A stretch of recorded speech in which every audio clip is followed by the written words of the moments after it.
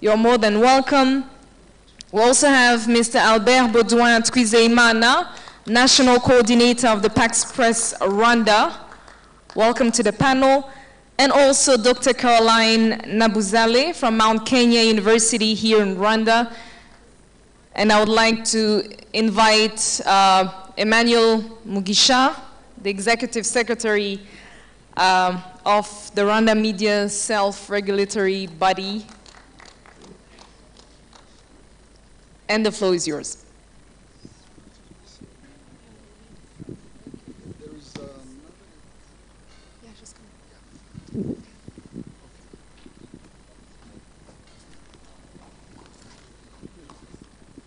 Can we have some extra microphones if it's okay, so that we have one extra microphone, and I'm also mindful of time.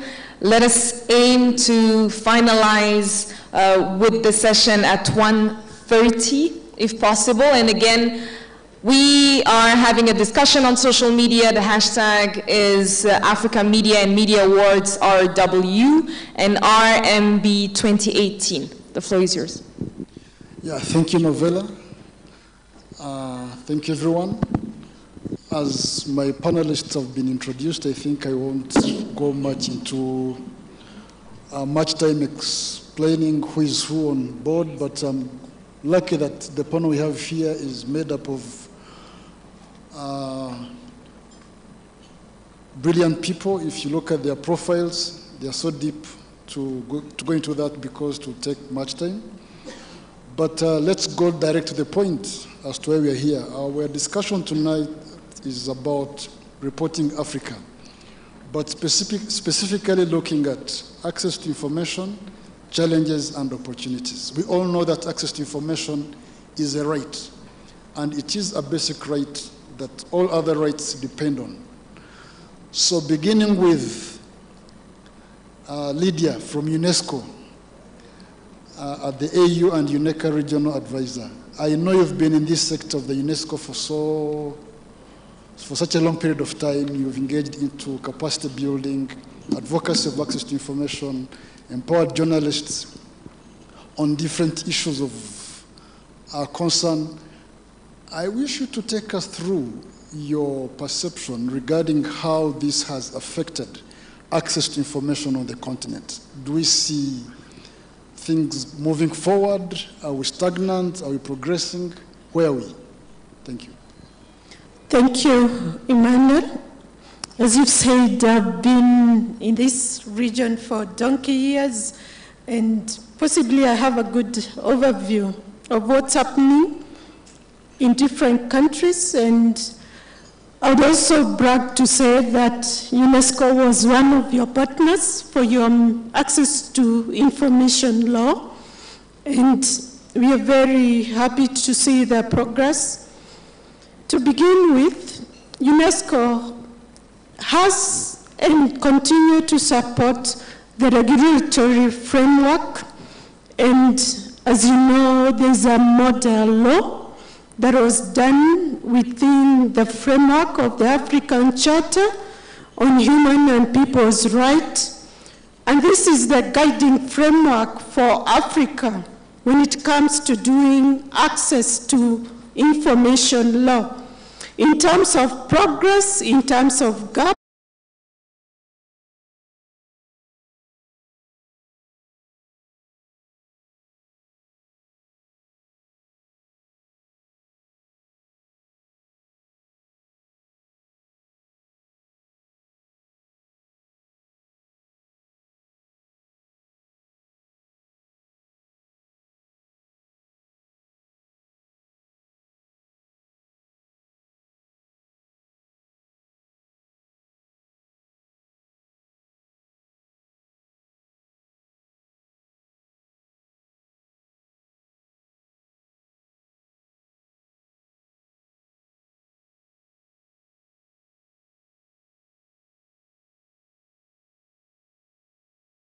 are violated by the security organs, and this is where safety of journalists has become an issue.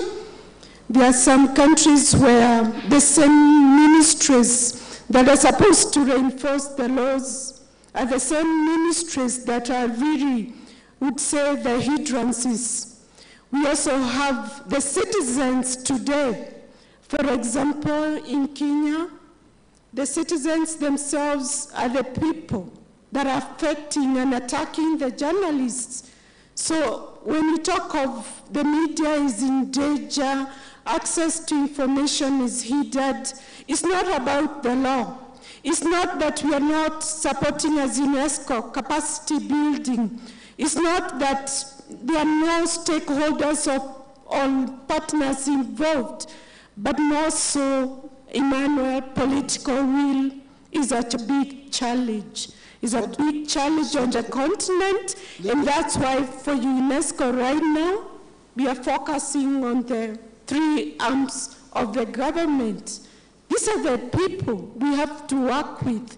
We've focused so much on the beneficiaries, the journalists, the media houses, but who is paying attention to the three arms of the government when it comes to implementation and following the letter and the practice in terms of access to information for our media in Africa?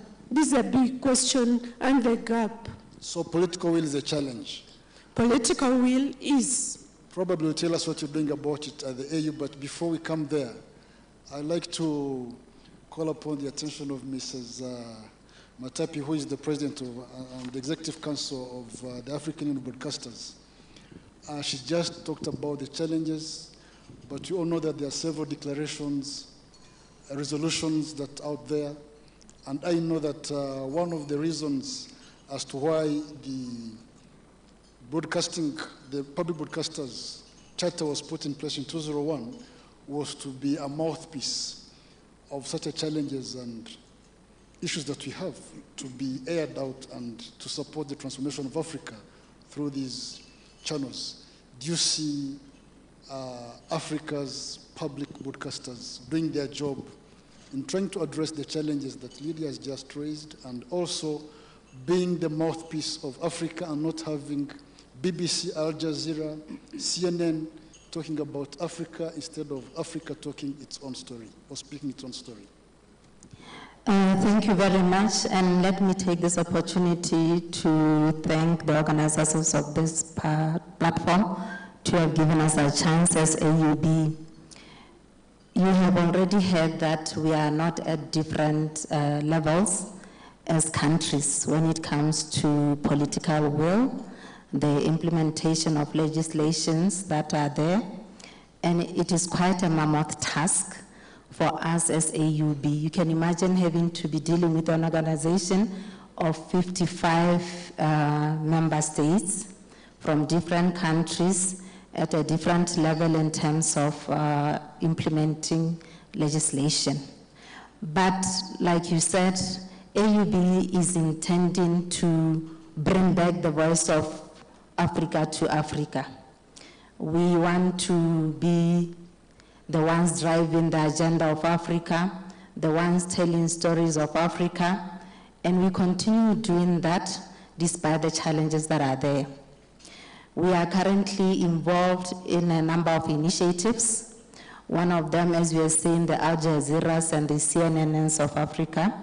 We have an initiative called Network of Program Exchange for Africa, where we intend to be doing just that, exchanging stories of Africa, not subscribing to news wires like AFP, not that there's anything wrong with them, Reuters, but coming up with our own news wire, where we can exchange the stories of Africa without necessarily having to be buying them. We are also moving on to see how best we can share information about culture of Africa, because we have such rich indigenous knowledge, and we are coming up with a show dubbed Africa Safari Show. From here I'll be traveling to Cote d'Ivoire to launch it, we will be showcasing artists from Africa, thereby giving content of Africa. And we believe that this is the content that will be shared by all African broadcasters at their own time, depending on the time differences. But indeed, we stand for sharing information and driving the agenda of Africa through telling of our stories as Africans. So we do have made some strides, and we continue to improve on this matter. Oh, great achievements. But do you think those initiatives are already in place, or they're just paperwork that is still out there? Because it's very important to have some good ideas, but it's one thing to have them implemented. That's where challenges now come in. It takes political will.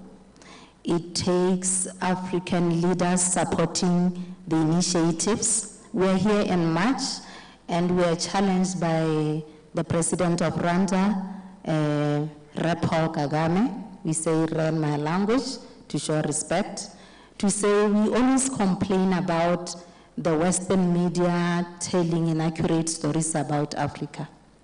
So where is our voice? And he might be at a level, because he's the chair of AU, to support these initiatives. But we are not at par in all African countries to be supporting this. So there is challenges, and we need to be addressing those. So it's still the same question with Lydia, political will. Political will.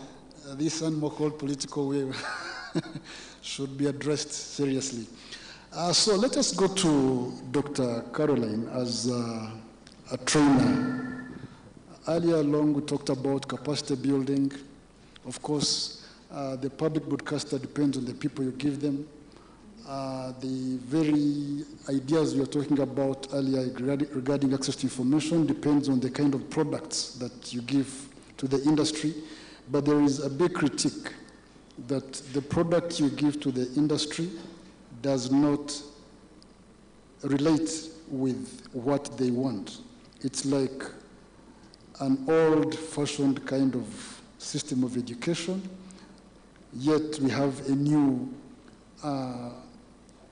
system of media that requires some change. How are you addressing this gap? I don't know if the critique is real, but it is quite often spoken about. Thank you. Thank you so much. As a trainer from the academia, I think there are so many challenges relating to the training of the practitioners. You realize that the kind of people who are admitted for these programs, sometimes some universities don't consider whether they qualify or not. It's about commercialization. How many can you admit? How much money are you going to benefit? So it is also the issue of standards. If they're admitting people who don't qualify for courses, then you don't expect the trainers to do much about that. And the system is affected right from I think, primary level. You cannot, if a tree is bent, you cannot force it to become straight when that tree has already grown. So it goes back to the foundation of the whole education system. But also, we have a challenge with lack of facilities, equipment. There are so many journalism schools which don't even have the right facilities for these students to train in. And then they are giving more theoretical courses. Someone talking about camera work, but it is on paper, and simply about cram work, and someone getting grades to get a first-class degree, but they cannot even write a story. Now, that is a challenge that cannot be addressed by the trainers, but also the owners of these universities, whether public or private, to have enough facilities that can make someone to be trained as a complete, a whole person, not only just about scoring high grades, but having the skills. And when I talk about the skills, it's beyond technical work. If you're a communicator who cannot communicate, then you don't have the skills. It goes beyond someone, a lecturer going to the lecture to give them what they're supposed to do. But also we have another challenge of qualified staff. Many institutions are not employing people who are qualified. I don't know the recruitment processes, probably people in human resource know better. But at times, someone will just be given a task to perform without any background or training in that particular profession. And that is a big challenge. So people will cram things, produce products that you call it products that are not well equipped for the industry. And what do you expect? Someone has a first-class degree, but cannot write a story, cannot speak, cannot address an audience, but is a graduate. And this is a problem that goes back to the whole education system, not just here, but I think all over the whole of this region. And there's a lot more that we can discuss. And lack of connection with the industry. People finish and graduate at times without having internships with proper media houses. And some media houses are also not equipped, so when the interns go there, they are told, okay, you sit around, when we find something to give you, we will do it. And at times they don't even have tasks to give them. So at the end of it, they will sign a report, and this person is going to graduate without having hands-on with the industry. So there is that missing link between the academia and the industry itself. And as much as there's a lot to be done, even the academicians ourselves also need to, we need to keep on improving the knowledge that we have.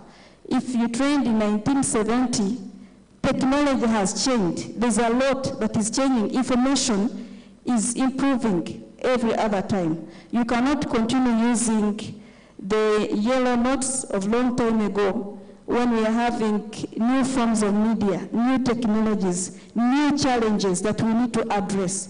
So it calls for research. I'm not giving away for more research on the side of the academicians so as to fill in the gap. But also even people in the industry need to do media research. If someone is going to practice, he qualified, he had some skills, but we need more training when you're working in the industry, so that we can address the new challenges that keep coming up every other time with the current trends in the field of communication. Thank you. So, Doctor, what you're saying is like we need new wine in new wineskin, as the Bible says, not the old wine in the new wineskin, right? Exactly. Yeah, I don't mean to say that people who trained long time ago are not relevant. They are, but we need to update our skills. We need to also carry out more researches so that we can improve and fill in the gaps with the new challenges that keep coming on board. I'll give you an example. It is very hard to find journalists who are, for instance, above 60 in this region, in East Africa, practicing. Most people think the profession is for young people, jobless youth, entertainers, people who lack what to do sometimes, people who are excited with life. So when they grow up, they tend to mature, they want to become PR professions so that they look more executive in offices and no stress going to the field. But the media houses in the West, they tend to use their professionals, even when they have, people can be 70 or 80, but they're practicing. So it is about a mindset and also the training and more research that we need to do to embrace the new challenges that keep coming in. That's what I'm meaning. I'm not saying kick away the veterans who know, who have wisdom. We need that wisdom also. Yeah, thank you so much. At least now you're not blaming the political will. No. You're blaming someone else. Yes. Albert, give us your view regarding the local context. Albert is the national coordinator of Pax Press, one of the NGOs that does capacity building for practicing journalists and supporting them on ground to do their business. When you talk about access to information, do you think the local media is really accessing information that can contribute in transforming Africa, but beginning with Rwanda? Thank you. As you said, the Pax Press is a media organization. Today we are a network of 160 journalists, and one of our objectives is to promote freedom of expression and dialogue. I remember that in 2015, when we were trying to call executive secretaries or mayors just to ask them to confirm or information that we have, sometimes the question was, which media are you working for? If it was RBA or Radio Rwanda or RTV, officials were ready to answer. When it was those small websites, they were the thing that they were not ready to respond. Today, when we try to call those officials, they can answer. They don't, first of all, ask you the media you are looking for, but they listen to the question of the journalist. And when we were asking local officials, local authorities also, if an ordinary citizen was able to ask them the budget they were using or any other official information, local authorities were saying that they were not answerable to the citizens. If it was the executive secretary, he was saying, I will give my report to my mayor. But today, any citizen can call executive secretary and ask him what he was absent during a week from the office. Meaning that they have understood the obligation from the law that they have to deliver information to any citizen, to any journalist.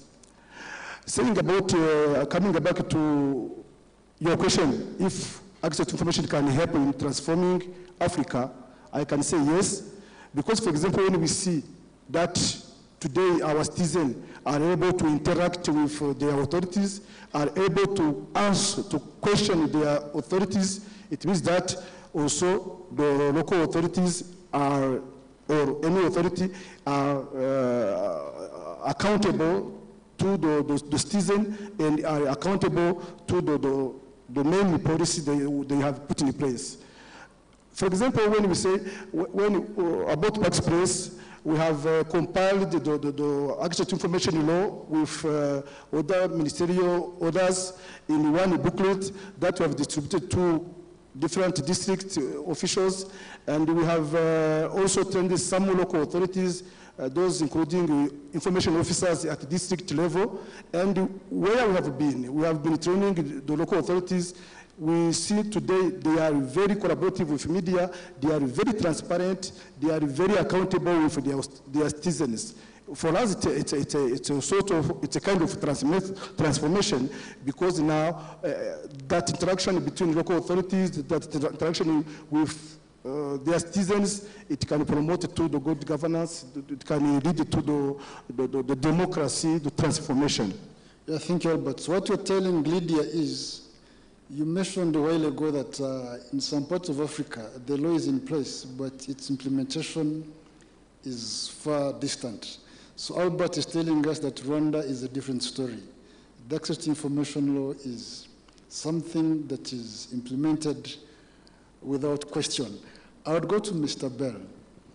He is a technical advisor at Africa Media Initiative. And as you all know, we've gone digital, from analog especially to digital.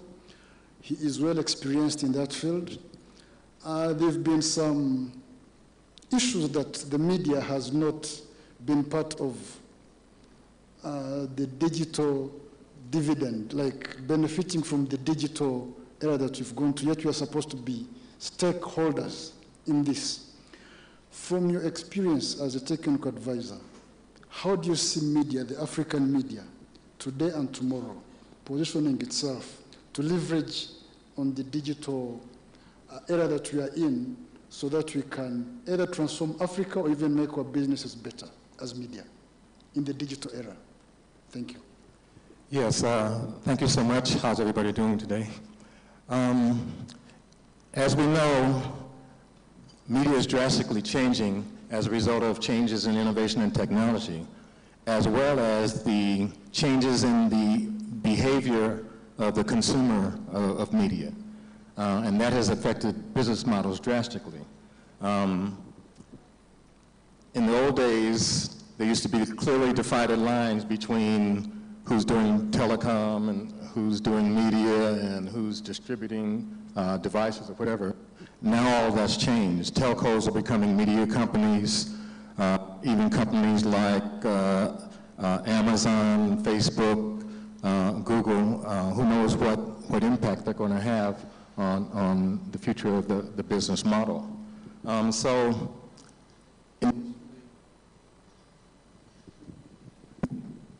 Hello? Okay. Yeah, the digital take-up has been slow in the beginning, meaning the global deadline for switching off analog for most countries was 2015. A lot of African countries didn't really get started on it until 2013, 14, and then had to scramble. But once they've gotten engaged, now there's on a roll. We have some countries leading like Kenya, South Africa, Tanzania, and even Nigeria.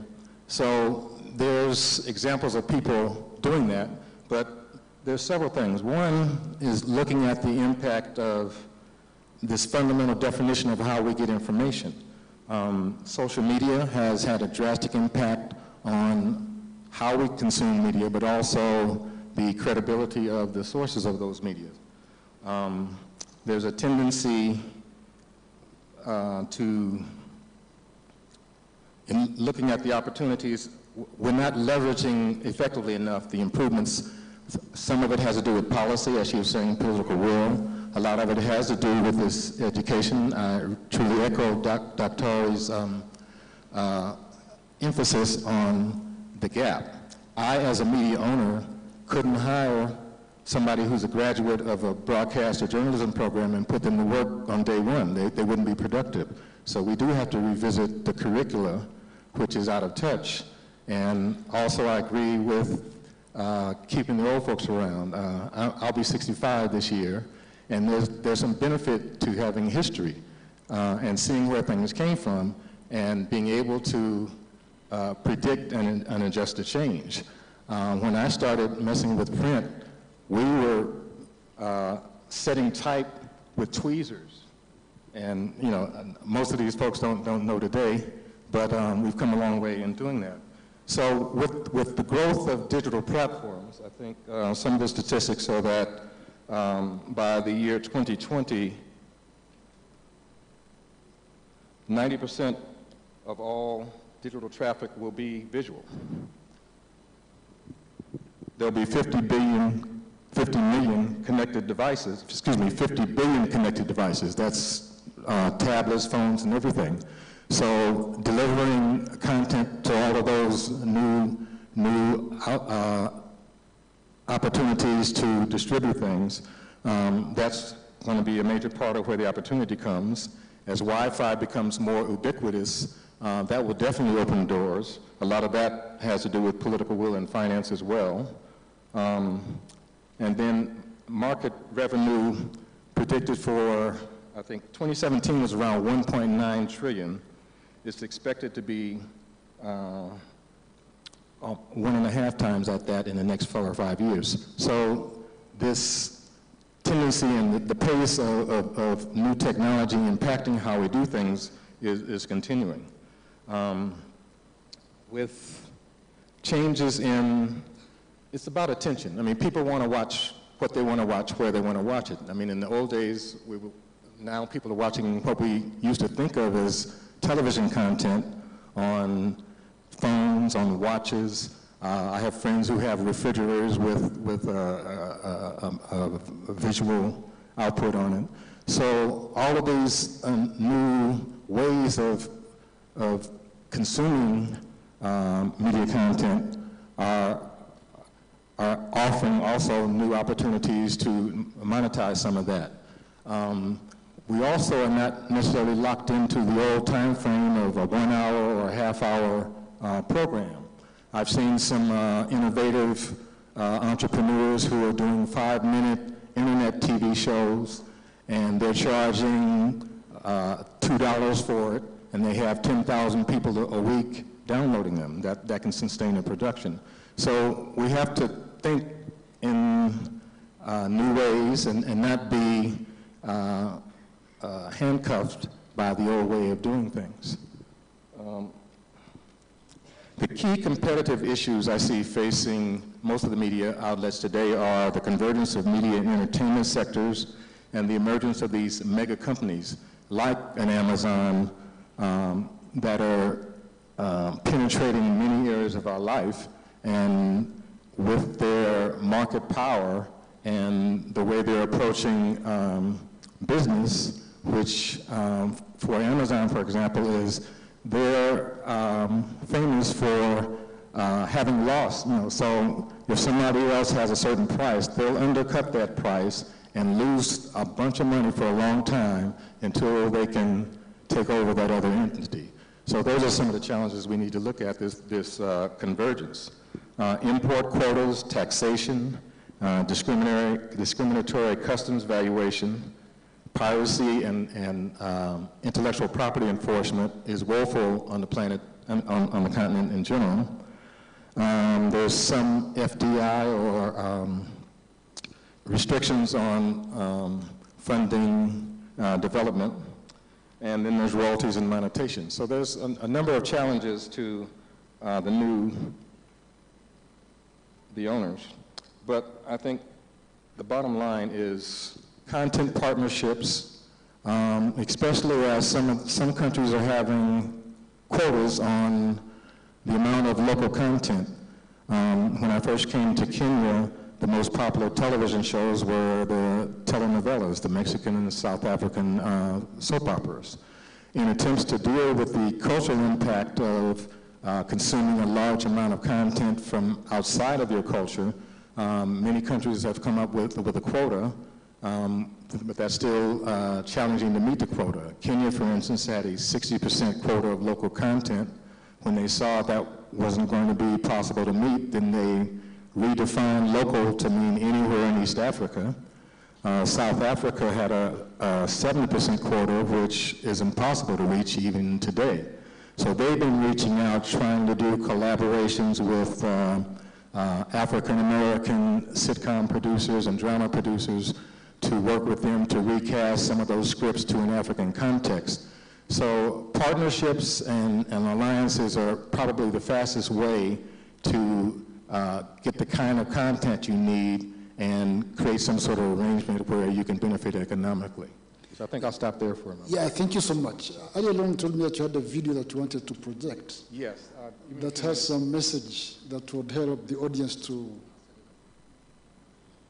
Give me a few minutes and I'll set it up. Oh, okay, thank you. So as he's setting up the video, because it is very educative and informing, let us go to the public, to the audience, and pick some questions or comments to what the panelists have been discussing so that we can have your views as well. By show of hand, please. Can someone bring us a microphone here? Yes. Arthur.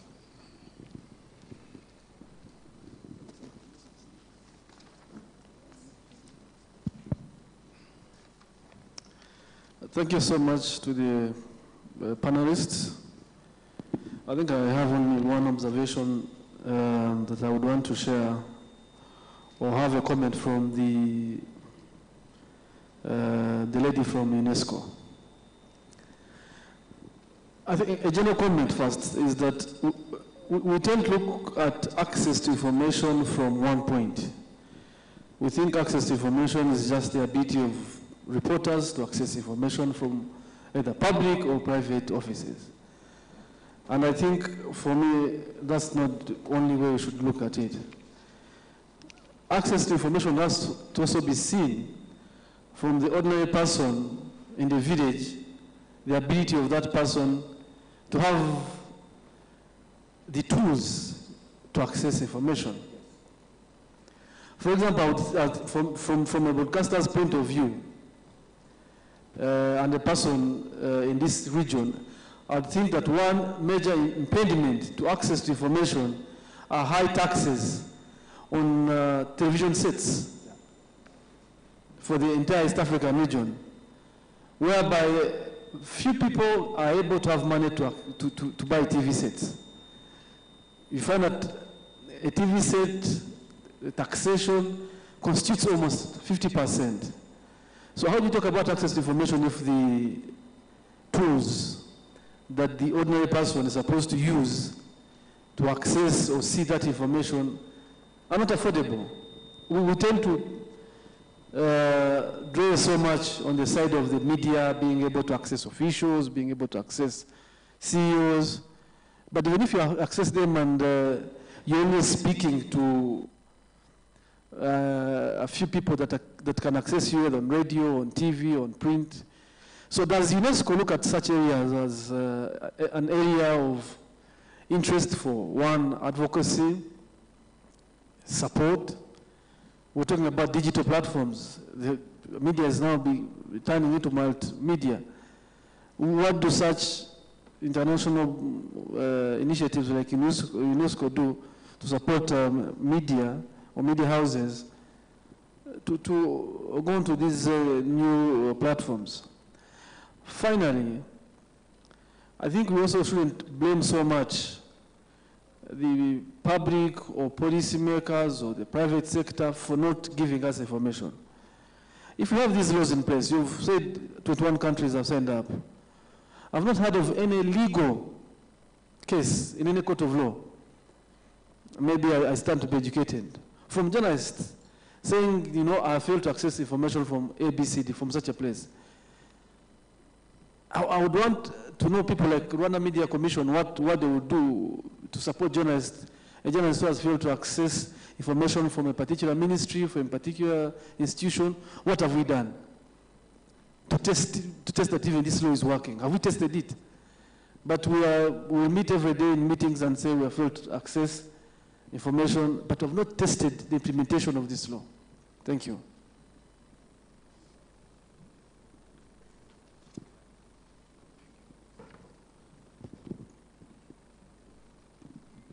There's one at the back.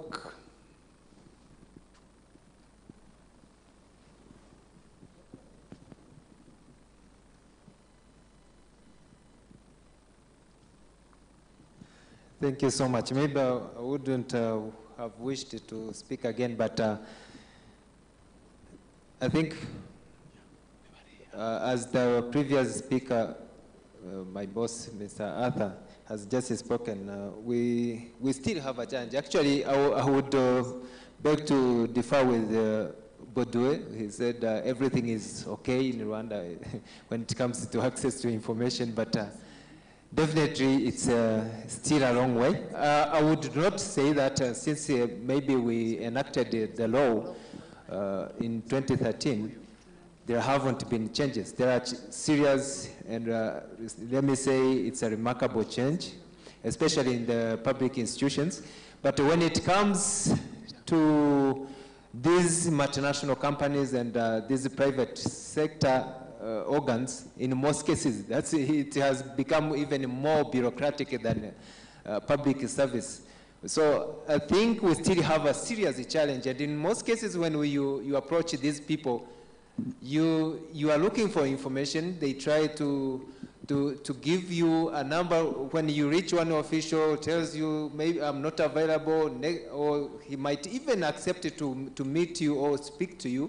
But after time, when you talk to him, either he switches off the phone, or you go to that person, and when you reach that place, he refuses even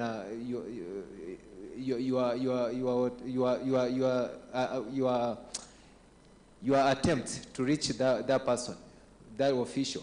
So we still have a challenge in that area, but I think in Rwanda, we still have government officials, yes, who are still acting that way, but compared to what we are facing now in the private sector, it's even worse. So again, when it comes to transforming Africa's media with that role of access to information, I think the madam from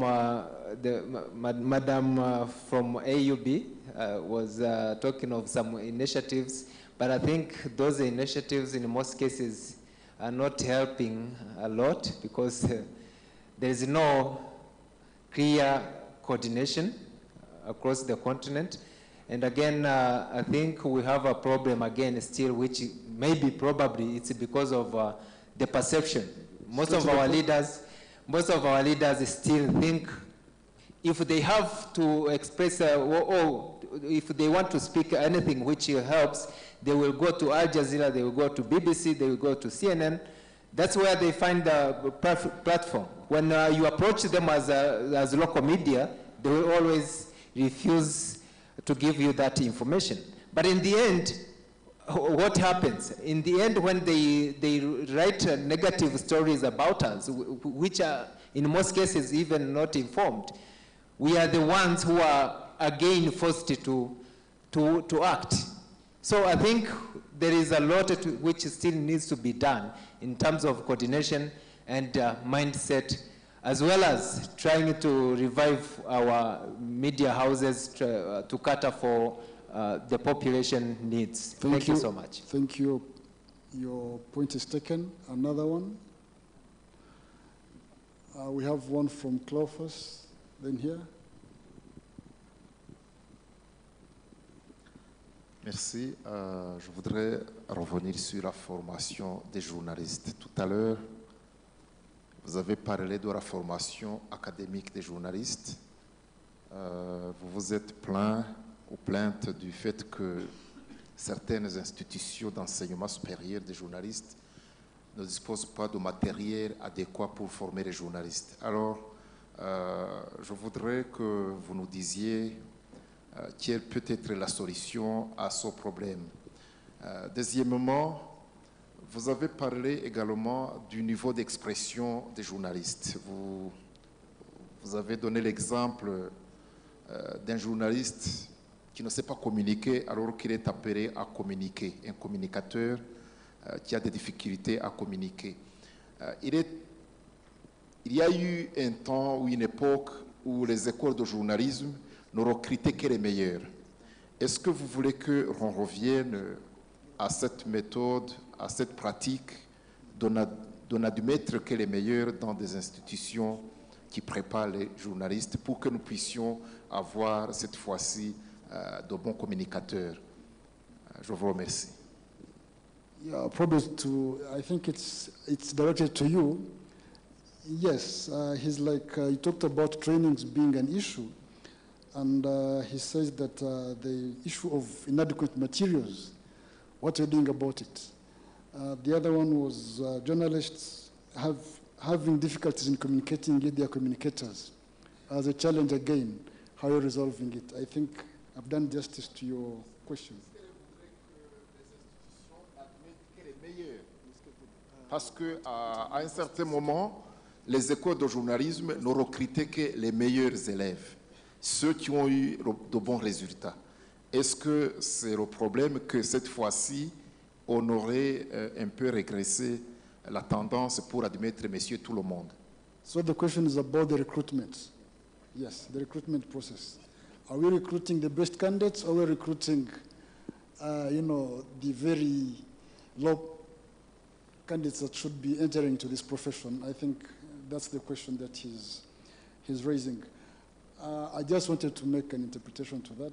And let us pick one last question and then come back to.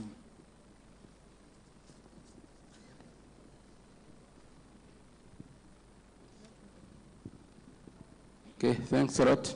I would like now to comment about the product that the School of Journalism provided to the Arab market. I think that all the journalists that we provide to the Arab market are not bad. That is my first comment. The second, the journalists are influenced by the society. The society wanted them to work as publication officers. They don't balance information. We teach them to balance information. We teach them professional skills. We teach them ethics and deontology, or they get all in the school. But when they are outside, they do what is needed by some members of the society. The society have to correct its way of doing. So we have good journalists. Thanks. Yeah, that's a very, let us pick one last question from Namata to be gender sensitive, and then we can come back here. Thank you. My question goes to Lydia.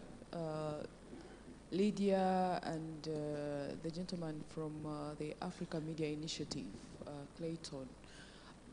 I would like to get your comment on the recent trends we are seeing across the continent with regards to foreign media establishing on the continent. Just this week, we saw that the BBC opened the biggest bureau in Africa outside the UK, funded by the UK taxpayer. This is coming already when we have seen the Chinese expand on the continent. So from where you sit, I mean, as UNESCO, looking at your origins, the flow of information, how do you view this trend, and also for the Africa Media Initiative? How do you view this trend? Are you concerned by these developments, and what are you doing about it? Thank you. Thank you, Ben. And now we come back here. Please, microphone. Microphone. Is an hand.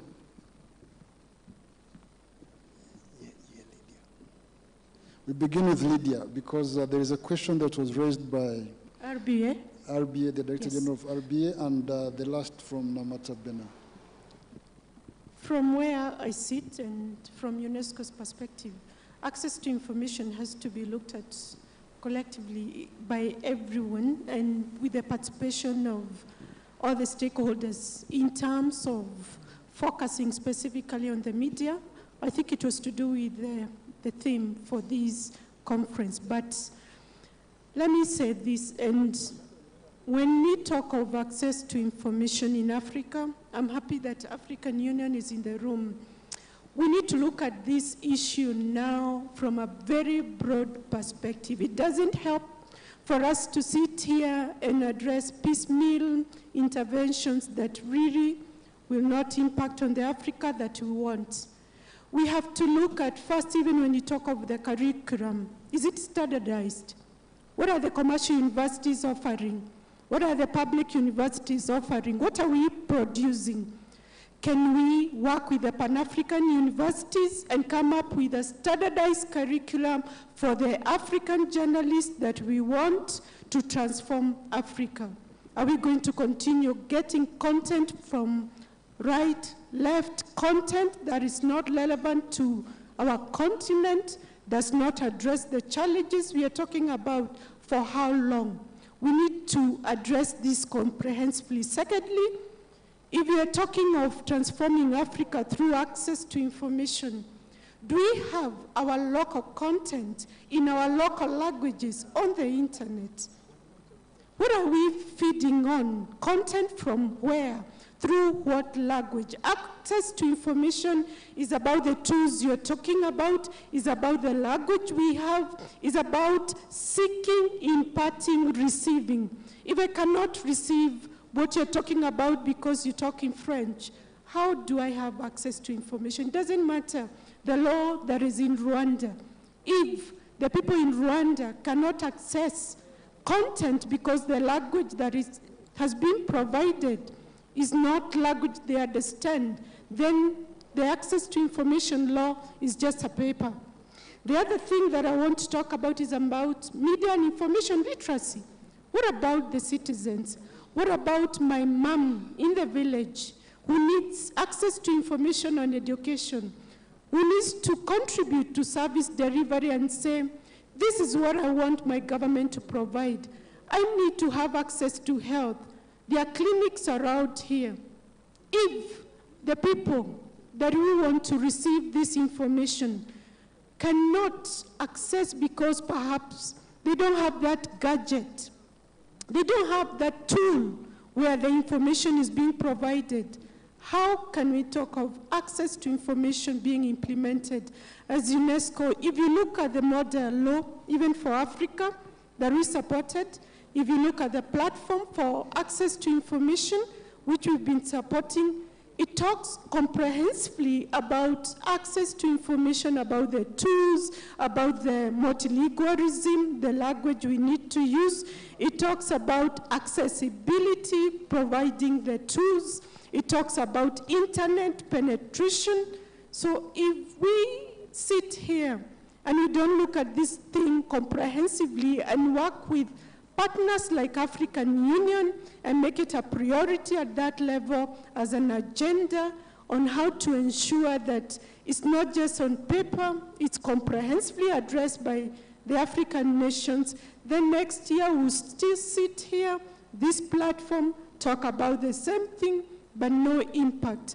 The last thing I would like to say, partners, as we sit here, let's think of our continent. Our colleague is bringing out issues of BBC opening a regional bureau in Africa, and others will come.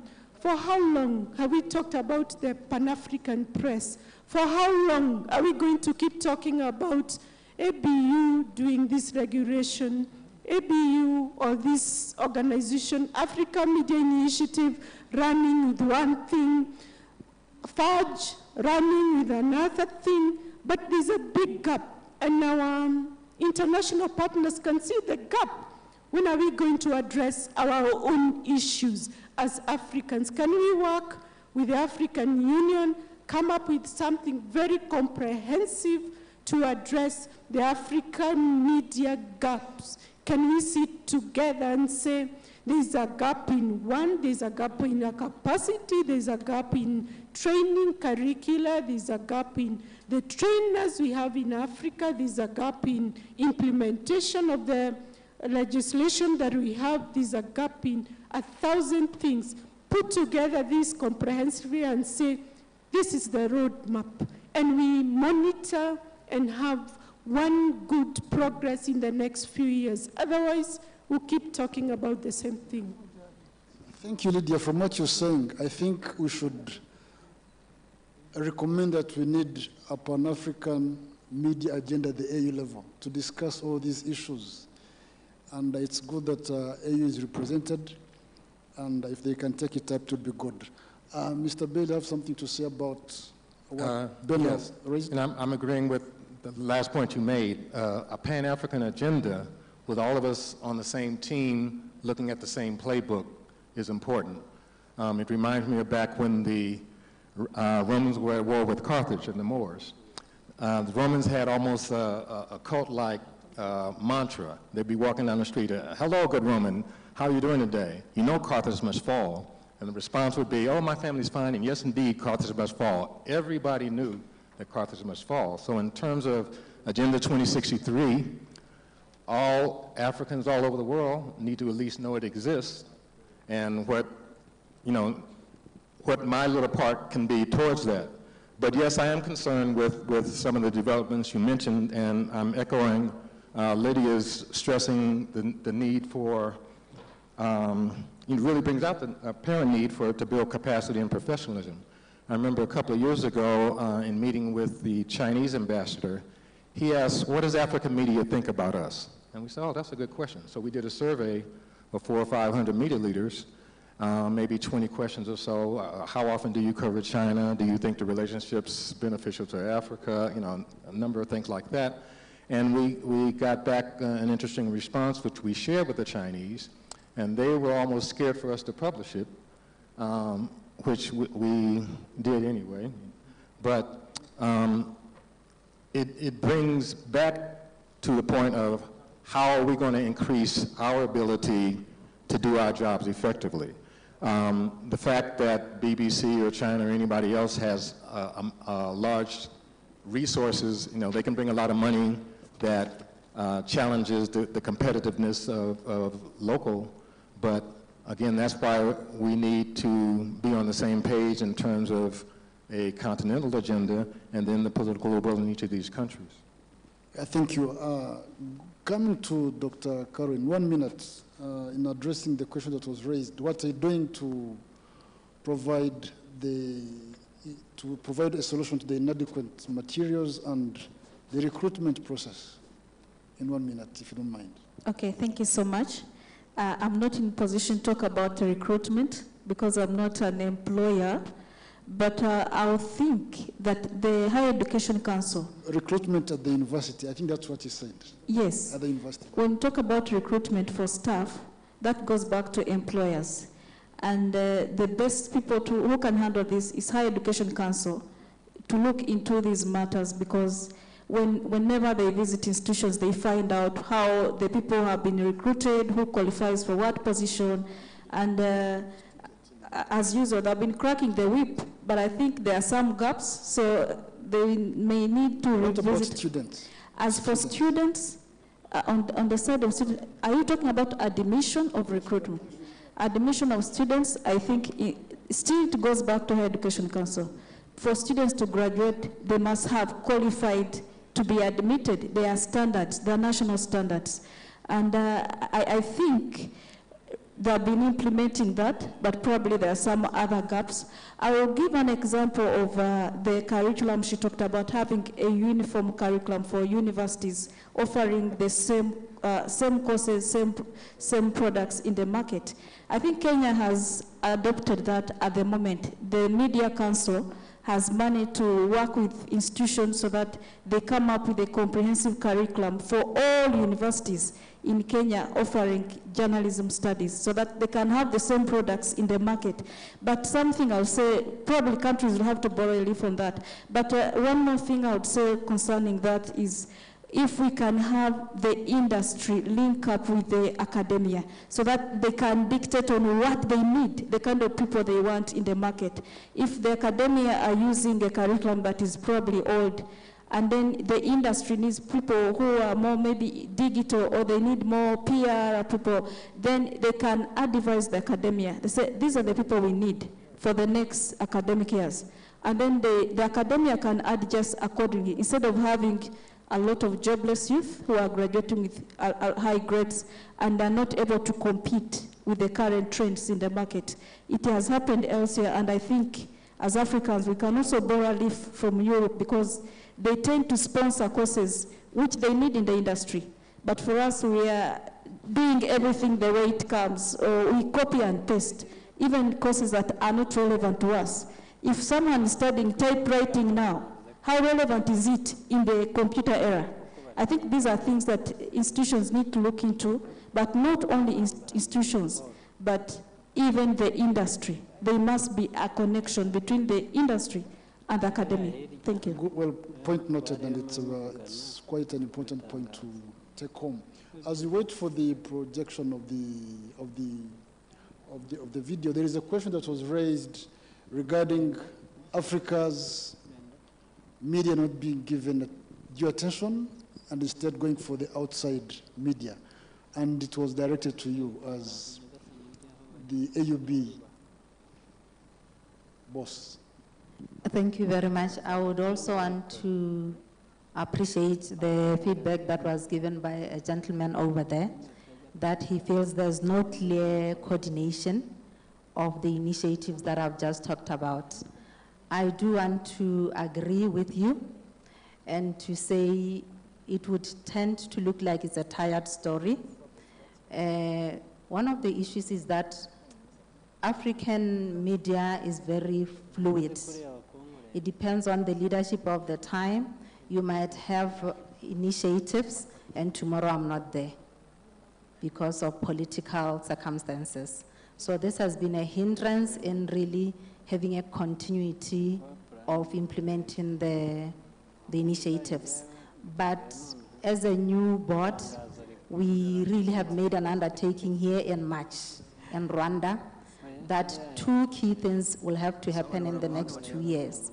One being the program of exchange that I'm talking about, our own CNN, our own Al Jazeera, so you can hold us to that. The other one is trying to bring down the sporting rights prices as Africa, speaking with one voice. Where we speak with one voice, we can always make it. So I am very optimistic that the initiatives will be implemented. On the issue of Western media establishing in Africa, I think we have not been working as in unison as Africa, but I think if our initiatives come to fruition, we will be able to ward off that. It is not wrong for Western media to set up here, but they should not come here and seem to be overwhelming us or drowning us. It is time that we tell our stories, and we should stand firm in doing that.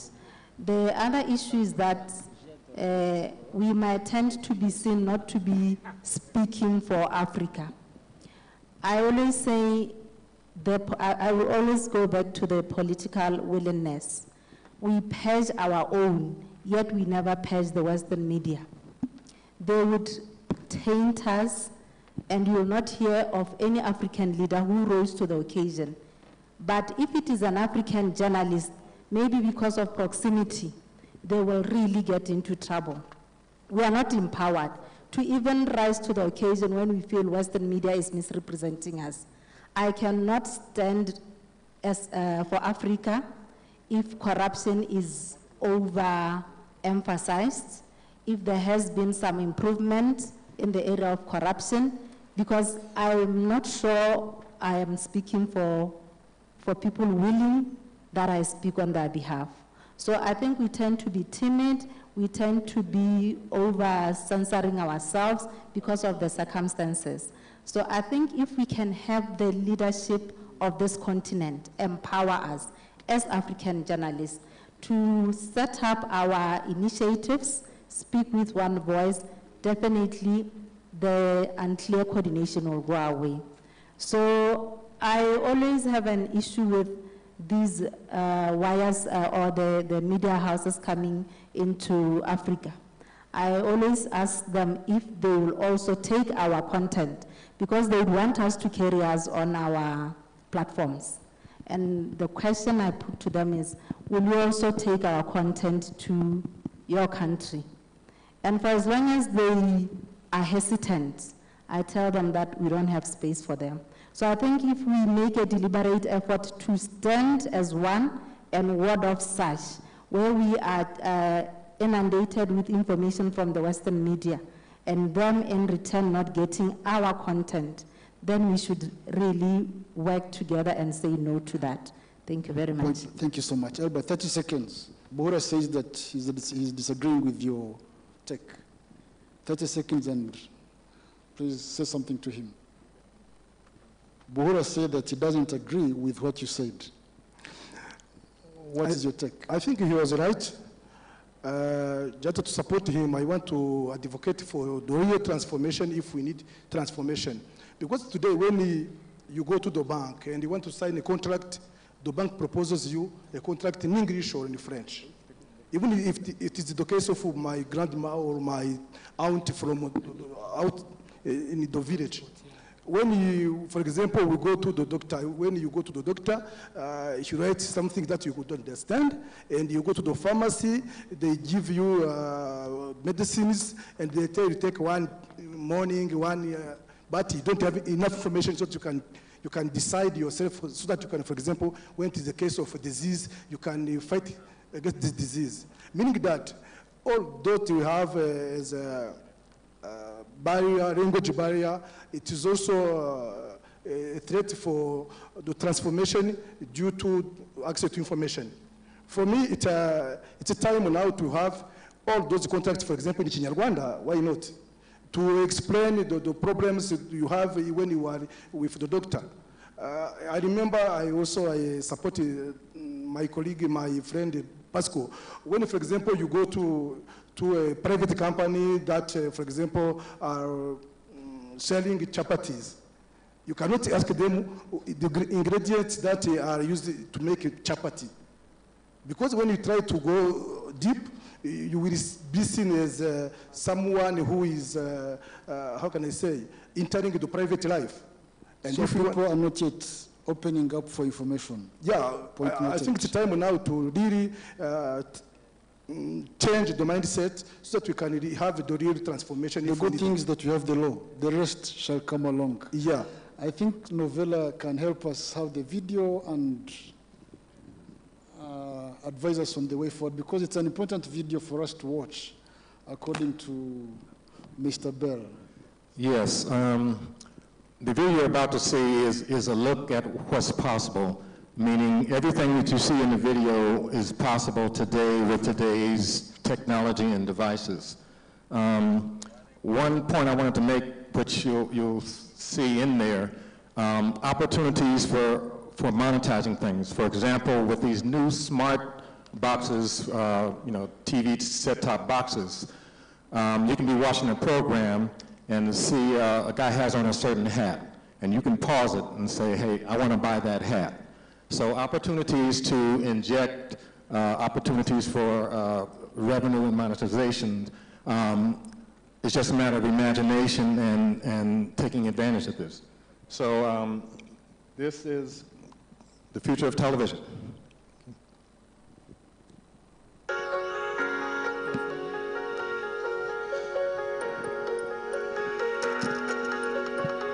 What was that show about fashion? The one with the So she's talking to her TV to make programming decisions. Add that to my personal channel.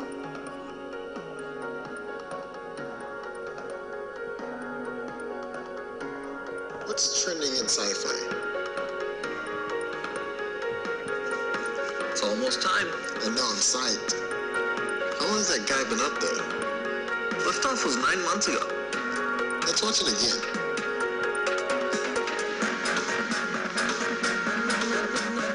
We better get going. Download to my tablet.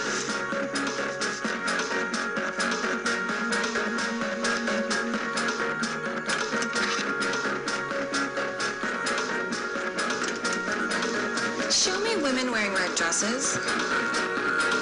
Okay, search for clips of women wearing short red dresses with accessories. Oh, show me that second clip.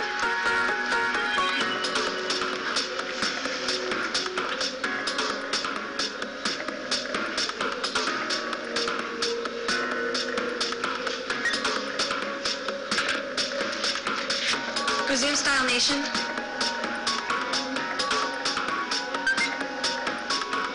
Call me a taxi.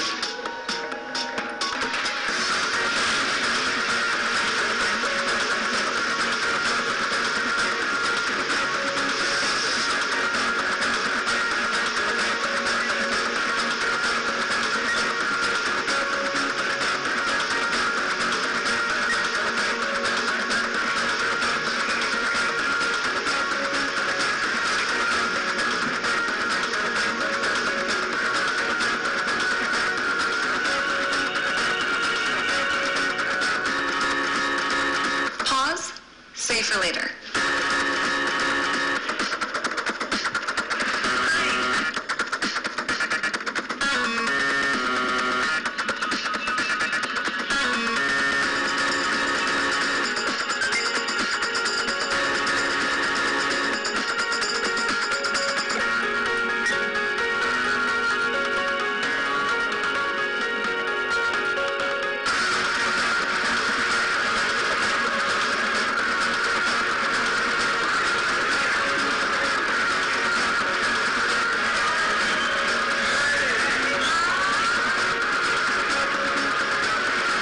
Hey, Dad. Hey, Dave. How are you? You guys ready to join the party? We're ready. All right, Dad, let me sync the broadcast. How you guys doing?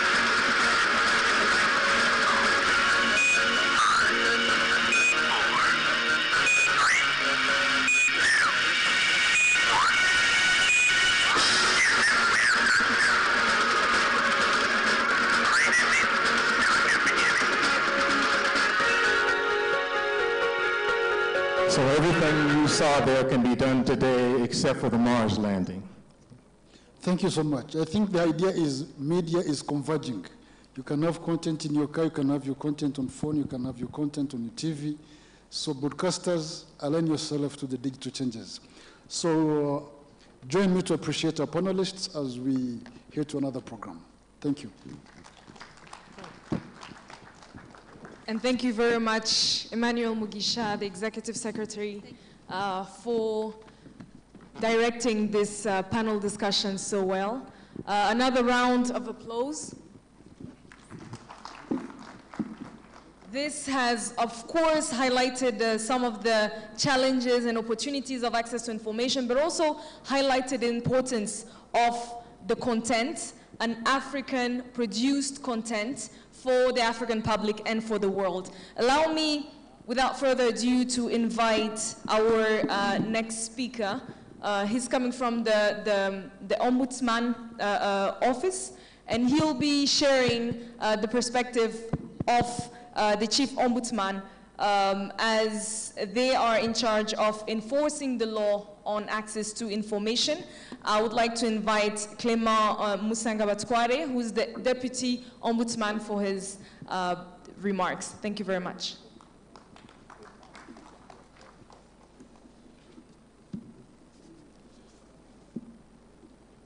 Honorable CEO of RGB, government officials, diplomatic corps, development partners, dear journalists, all protocol observed.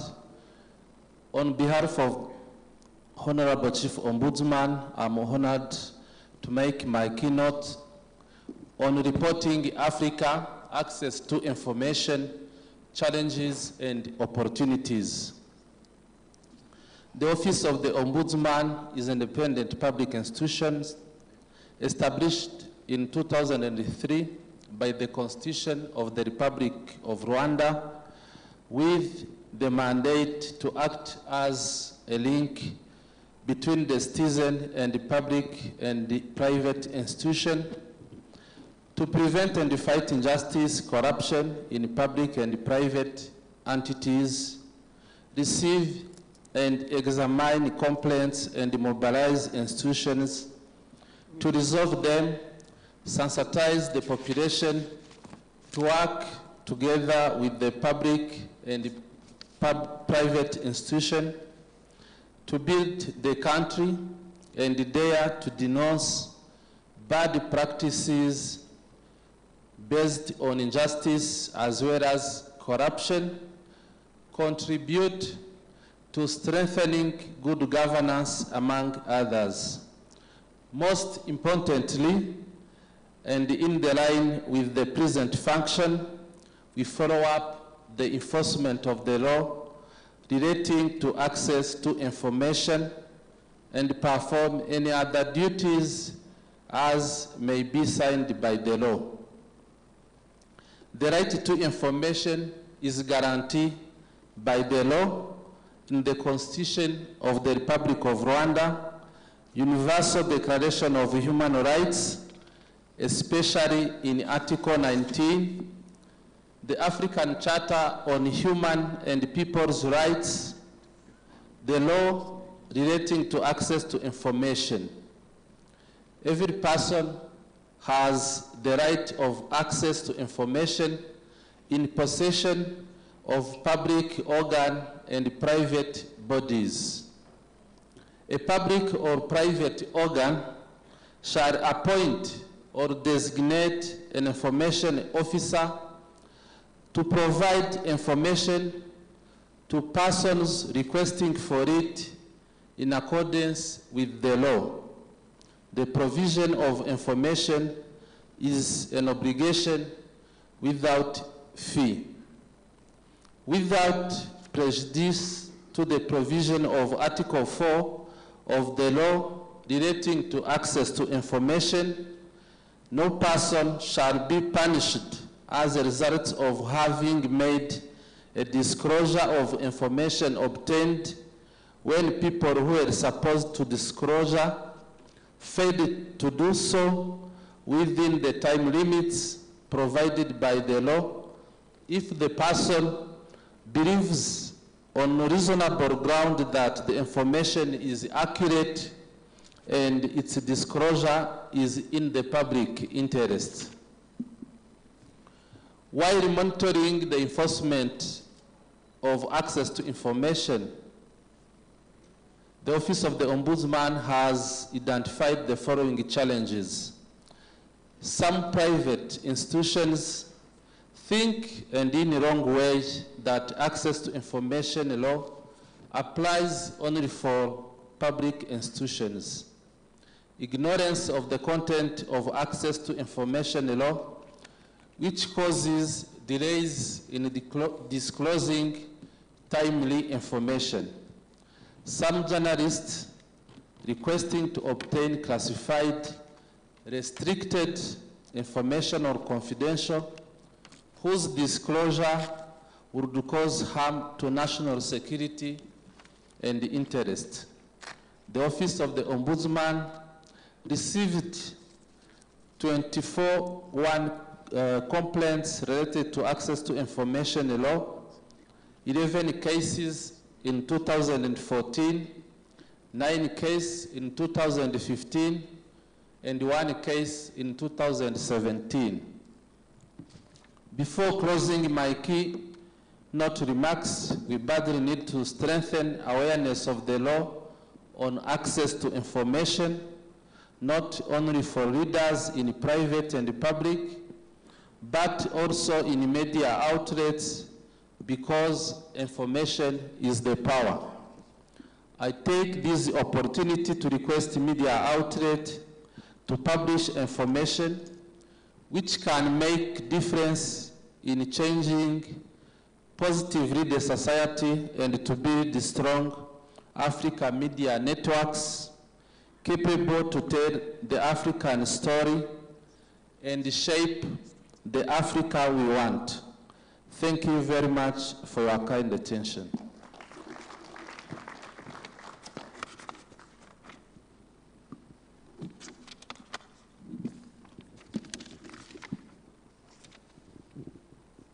Another round of applause for the Deputy Ombudsman.